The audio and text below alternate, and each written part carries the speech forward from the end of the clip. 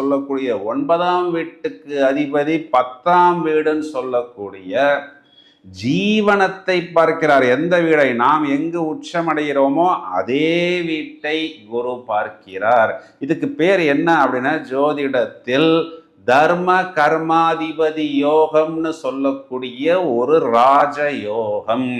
இதையும் தவிர நம்ம ராசியாதிபதி அப்படின்னு சொல்லக்கூடிய செவ்வாயை குரு பார்க்கிறார். இதற்கு பேர் குரு மங்கள யோகம்.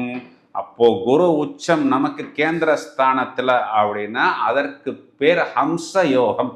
அப்போ ஒரு ஓப்பனிங் மேஷம்னு ஓப்பன் பண்ணி 2 நிமிஷத்துக்குள்ளார 3 ராஜ யோகம் நான் சொல்லியிருக்கிறேன். ஹம்ச யோகம், குருமங்கள யோகம், தர்ம கர்மாதிபதி யோகம்னு சொல்லி 3 நிகரற்ற ராஜ யோகங்களை இந்த மேஷராசிக்காரர்கள் அனுபவிப்பதற்கு தயாராகி விடுங்கள்.